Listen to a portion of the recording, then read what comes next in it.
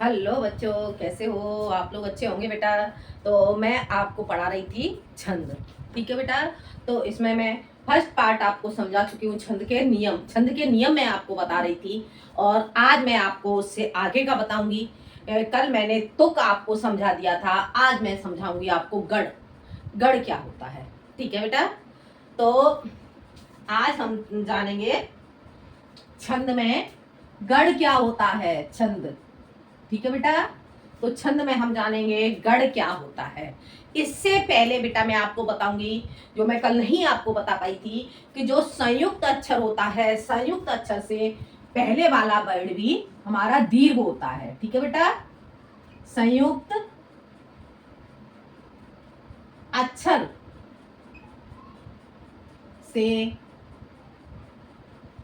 पहले वाला वर्ड, पहले वाला वर्ड, ठीक है, क्या होता है? संयुक्त अक्षर से पहले वाला वर्ड। जो संयुक्त अक्षर से पहले वाला वर्ड होता है, इस वर्ड पे भी हम दीर्घ मात्रा यानी कि गुर मात्रा लगाते हैं। आ गया समझ में बेटा? जो संयुक्त अक्षर से पहले वाला वर्ड होता है, उस पर हम गुरु मात्रा लगाते हैं। संयुक्त अक्षर से पहले वाला वर्ड कैसे होता है? संयुक्त अक्षर जैसे कि आपका हो गया सत्य, ठीक है, या नित्य, ठीक है बेटा।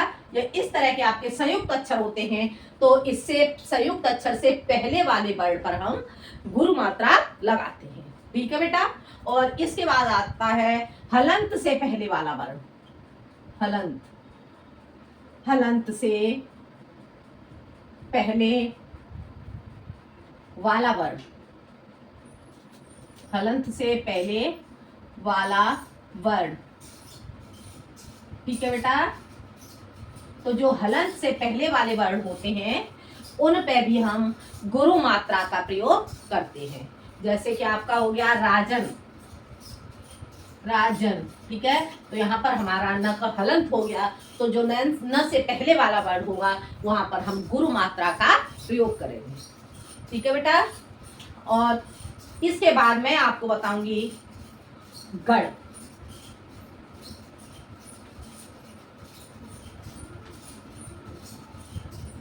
क्या पढ़ेंगे इसके बाद हम? गढ़।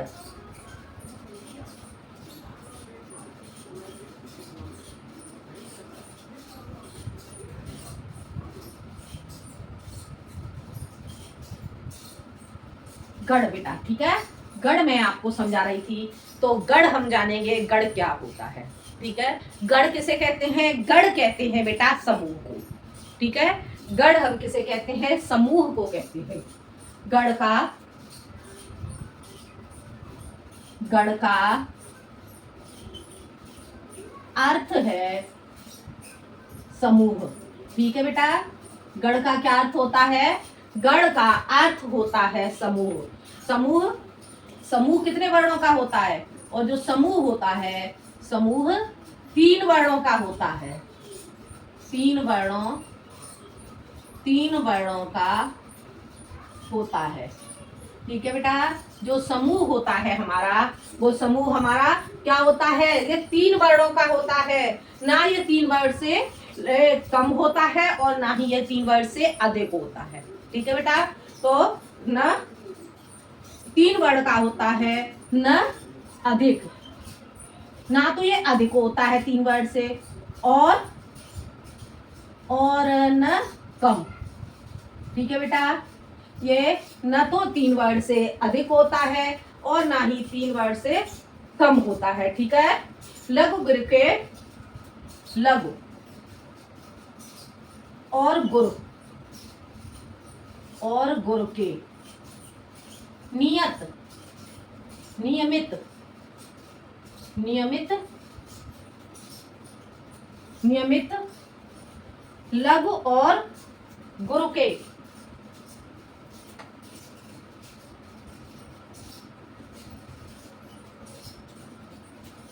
लघु और गुरु के नियमित, गुरु के नियमित, नियमित 3 वर्णों, 3 वर्णों के क्रम को क्या कहते हैं? 3 वर्णों के क्रम को गण कहते हैं। गण, क्रम को गण कहते हैं। ठीक है बेटा, ये आपको गण समझ में आ गया? गण क्या होता है? गण का अर्थ है समूह। गण हमारा कितना होता है? 3 वर्णों का होता है। न ये 3 वर्णों से अधिक होता है और न 3 वर्णों से कम होता है। लघु और गुर के नियमित 3 वर्णों के समूह को गण कहते हैं। ठीक है, तो अब हम जानेंगे गणों की संख्या कितनी होती है। ठीक है बेटा, तो यहां लिखेंगे गणों की संख्या। गणों की संख्या जानेंगे हम बेटा। तो गणों की संख्या कितनी होती है? तो गणों की संख्या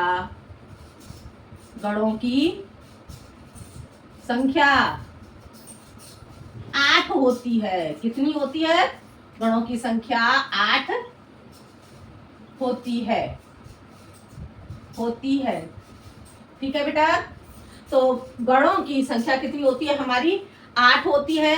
8 हमारी गणों की संख्या कैसे होती है बेटा? गणों के लिए हमारा एक सूत्र होता है, यह माता राजवान सलगा। ठीक है, क्या सूत्र होता है हमारा? यह माता राजवान सलगा। तो इसी सूत्र से हम गणों की संख्या को डिवाइड करते हैं, बांटते हैं। तो देखते हैं 8 हमारे गण कौन कौन से होते हैं? यह माता, यह गण, यह गण। ठीक है बेटा, एक हमारा हो गया यह गण, मगड़ और रगड़। ठीक है, यगड़, मगड़, रगड़, और उसके बाद आ जाएगा यगड़, मगड़, तगड़, यगड़, मगड़, तगड़,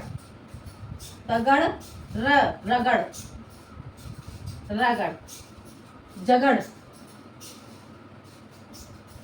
जगड़। ठीक है, यह माता राज भा भगड़, नगड़, और एक होता है हमारा सगड़।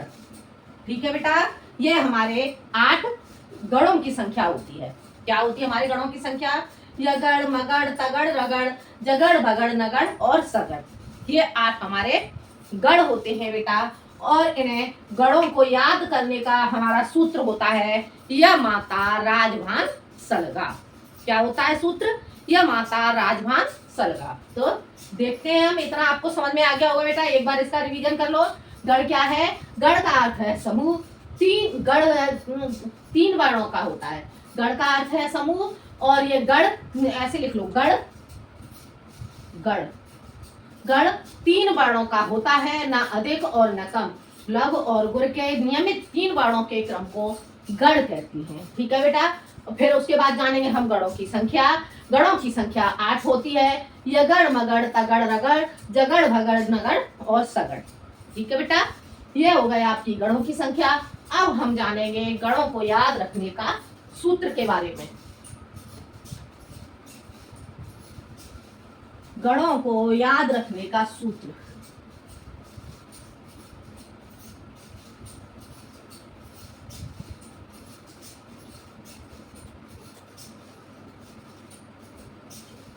गणों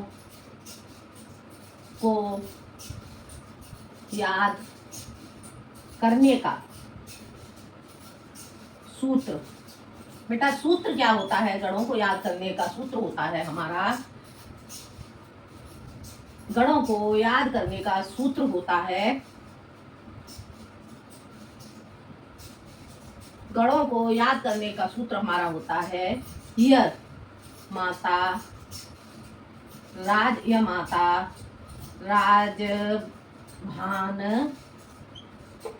सलगा। ठीक है बेटा, यह माता राजभान सलगा। ये हमारा होता है गणों को याद रखने का सूत्र। क्या सूत्र होता है बेटा? यह माता राजवान सलगा। अब हम क्या करेंगे? अब हम इसके गण जानेंगे। गण क्या होता है और इसका चिन्ह क्या होता है? चिन्ह। ठीक है बेटा, देखो गढ़ मैंने अभी आपको बताए थे 8 गढ़, उन्हें हम कैसे बांटेंगे। देखो अभी मैंने आपको बताया य गढ़, जैसे कि हमारा सूत्र है य माता राजधान सलगा। अब इसमें हम पहला अक्षर क्या लेंगे, य, यहाँ से हम यहाँ पे बना देंगे य गढ़। ठीक है बेटा। अब उसके बाद हमारा क्या आ रहा है, म, तो हमने बना दिया मगड़। ठीक है। उसके बाद त, तो यहाँ हमने बना दिया तगड़। ठीक है। यह माता से बन गया हमारा यगड़ मगड़ और तगड़। उसके बाद र, र से हम बनाएंगे रगड़, रगड़। ठीक है। और उसके बाद हम क्या करेंगे, रगड़ के बाद हमारा आ जाएगा जगड़, जगड़। ठीक है। और उसके बाद हमारा आ जाएगा क्या, भगड़, भगड़। ठीक है बेटा। अब इसके बाद नगड़, नगड़।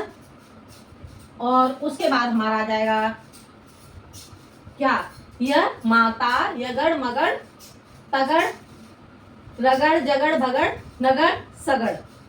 ठीक है। नगड़ के बाद हमारा आ जाएगा सगड़, सगड़। ठीक है बेटा। अब क्योंकि सगड़ तक हम बनाएंगे, क्योंकि ल से हमारा जो आगे का है 3 अक्षर का जो शब्द है वो नहीं बन रहा है, ये 3 वर्णों का होता है। अभी मैंने आपको बताया था कि गणों में जो हमारा सूत्र है उसमें हम क्या 3 वर्णों का बनाते हैं। ठीक है। तो यहाँ से हमारा यगड़ के लिए हमारा यमाता हो गया, यमाता हो गया 3 अक्षर का। और इसके बाद हमारा हो जाएगा मगड़ से मातारा। ठीक है। ये हमारा 3 अक्षर का हो जाएगा। फिर हम ता से बनाएंगे तो हमारा ताराजा, ये हो गया हमारा 3 अक्षर का। उसके बाद क्या बनाएंगे हम, रा से बना देंगे, ता से ये हो गया हमारा इतना। फिर उसके बाद हम आगे जा से बनाएंगे। इस तरह से हम 3-3 अक्षरों से डिवाइड करते हुए बनाएंगे और लास्ट में हमारा लगा बाकी रह जाता है। ठीक है। क्योंकि यहाँ से हमारे 3 वर्ड नहीं, और इस तरह से हमारे 1 2 3 4 5 6 7 और 8 गढ़ बताए थे मैंने। इस तरह से ये आपके 8 गढ़ हो जाते हैं। इतना आपको समझ में आ गया बेटा। अब हम ये गढ़, इसे हम कैसे निकालेंगे, इसकी हम चिन्ह हम इसके कैसे बांटेंगे। जैसे देखो यह गढ़ के लिए हमारा हो जाता है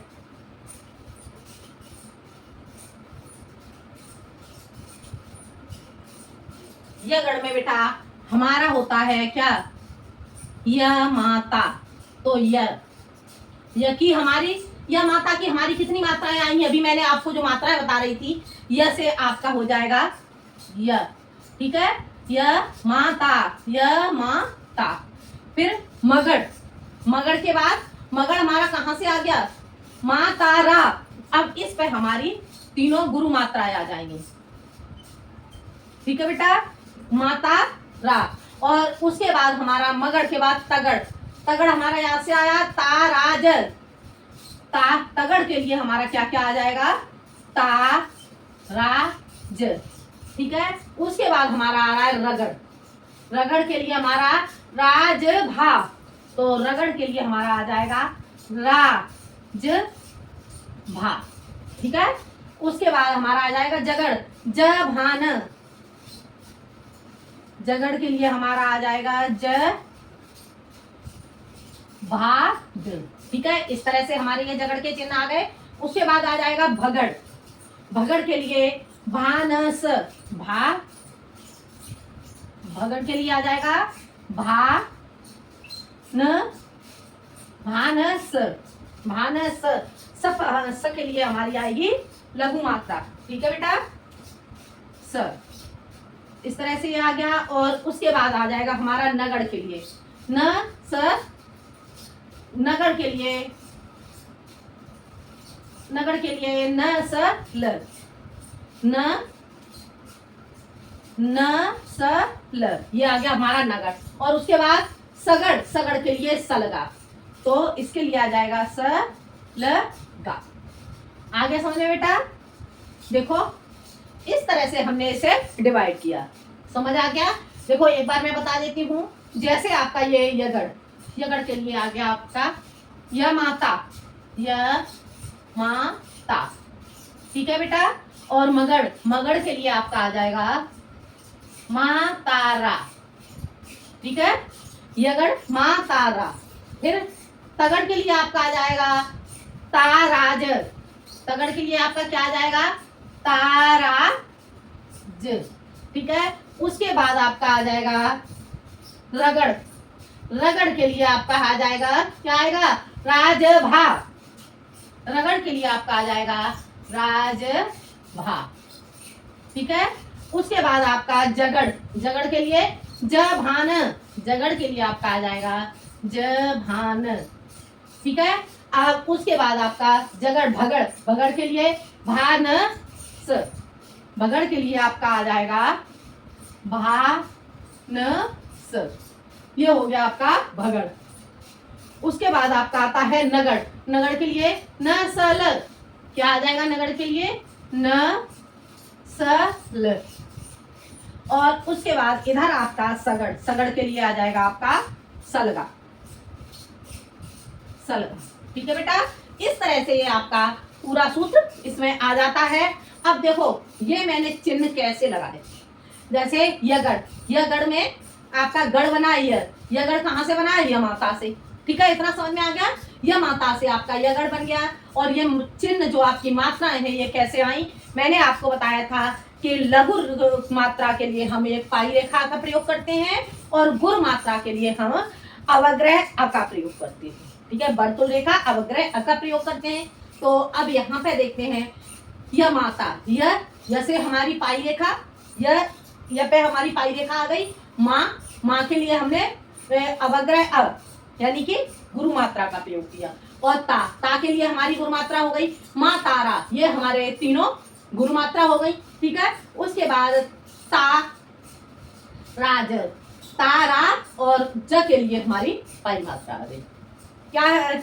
और इसके बाद राजभा। राजभा के लिए हमारी गुरु मात्रा और लघु मात्रा और गुरु मात्रा हो गई। ठीक है। तो इस तरह से ये आपको समझ में आ गया होगा। जभान के लिए ज और भा के लिए गुरु मात्रा हो गई। जा के लिए हमारी लघु मात्रा हो गई और न के लिए हमारी लघु मात्रा हो गई। भानस।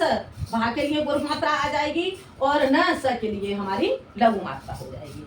ठीक है बेटा। और यहाँ पर नसल ये हमारे तीनों लघु मात्रा होगी क्योंकि यहाँ पर कोई भी यहाँ पर जो मैंने आपको स्वर बताई थी लघु मात्रा और गुरु मात्रा के उस तरह से यहाँ पर क्या है ये आपके नसल।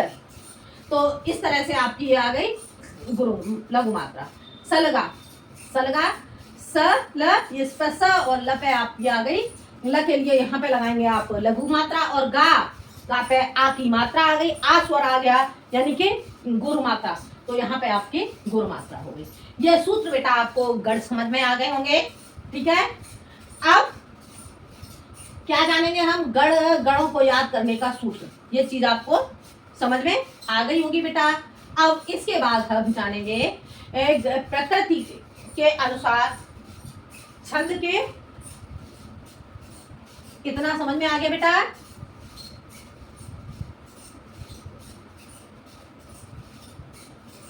छंद के प्रकार क्या जानेंगे हम। छंद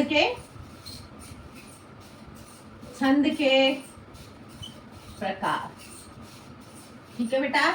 छंद के प्रकार कितने होते हैं बेटा। तो प्रकृति के अनुसार छंद के 3 प्रकार होते हैं। मात्रिक छंद वर्णिक छंद और मुक्तक छंद। ठीक है बेटा। तो यहाँ पे हम जानेंगे छंद के प्रकार। तो इसे हम लिखेंगे प्रकृति के अनुसार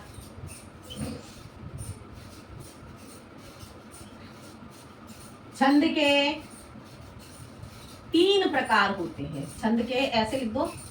छंद के 3 प्रकार होते हैं। ठीक है बेटा। 3 प्रकार होते हैं।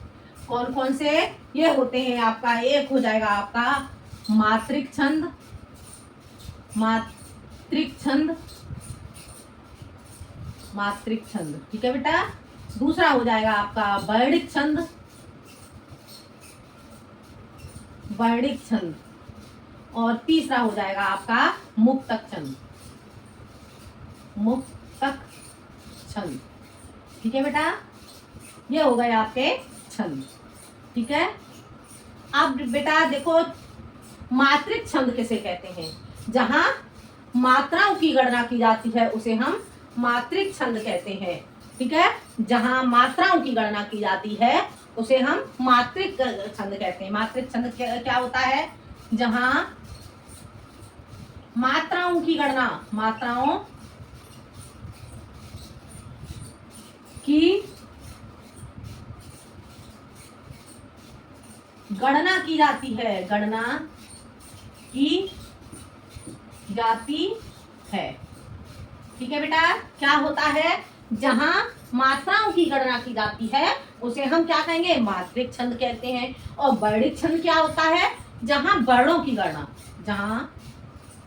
जहां वर्णों की गणना की जाती है, ठीक है बेटा, जहां पर वर्णों की गणना की जाती है उसे हम वर्णिक छंद कहते हैं। आप इसमें पूरा लिख लेना। जहां मात्राओं की गणना की जाती है उसे हम मात्रिक छंद कहते हैं, और जहां पर वर्णों की गणना की जाती है उसे हम वर्णिक छंद कहते हैं। और उसके बाद बेटा मुक्तक छंद, जहां जिस छंद में कोई नियम न लगा हो, जिस छंद में कोई नियम न लगा हो उस छंद को हम मुक्तक छंद कहते हैं। तो यहां लिखेंगे जहां कोई नियम न लगा हो,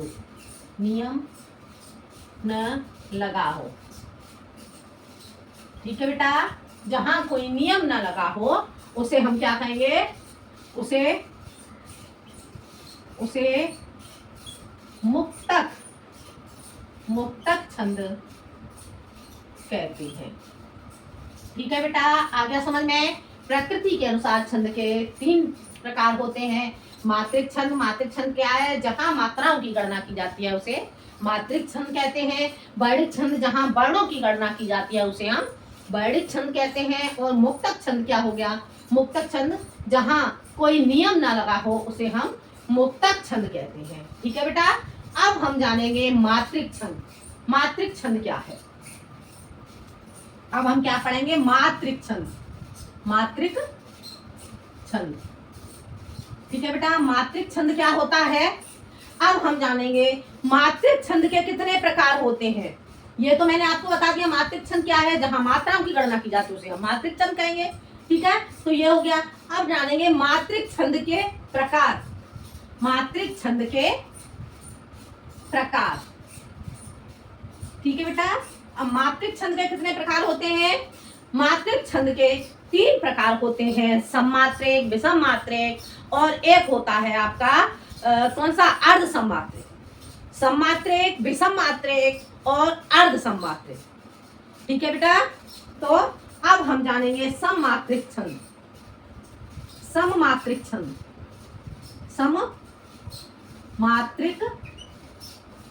सममात्रिक छंद। सममात्रिक छंद बेटा क्या होता है? जिस छंद की सभी मात्राएं समान होती हैं उसे हम सममात्रिक छंद कहते हैं। ठीक है, जिस छंद में सभी मात्राएं समान होती हैं उसे सममात्रिक कहते हैं। जिस छंद में सभी मात्राएं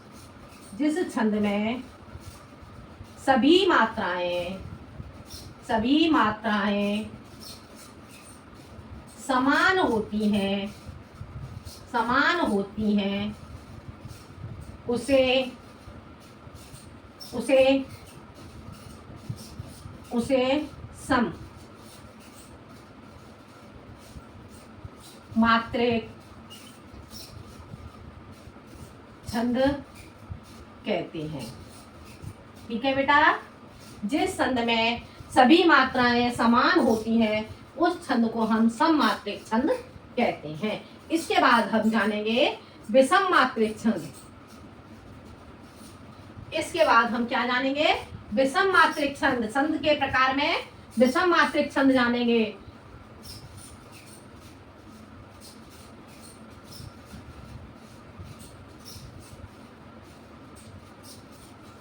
छंद के मात्रिक छंद के प्रकार। मात्रिक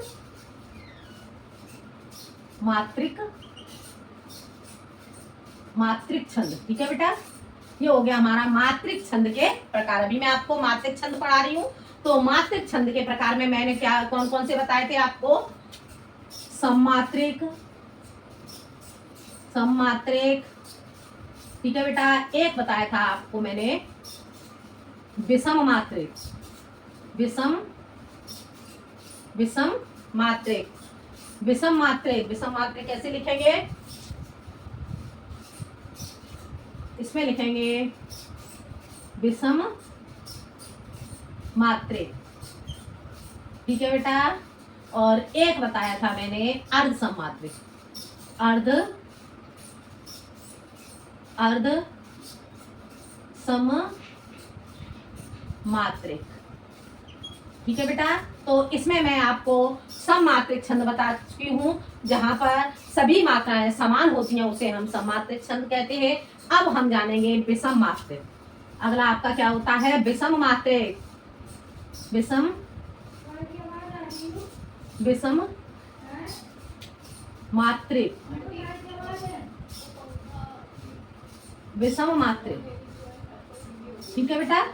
विषम मात्रिक छंद क्या होता है? जिसमें सभी मात्राएं समान नहीं होती हैं उसे हम विषम मात्रिक छंद कहते हैं, ठीक है बेटा। जिसमें सभी मात्राएं, जिस छंद में या जहां जहां सभी मात्राएं, जहां सभी मात्राएं समान नहीं होती, सभी मात्राएं समान नहीं होती हैं, नहीं होती हैं, ठीक है बेटा। उसे उसे विषम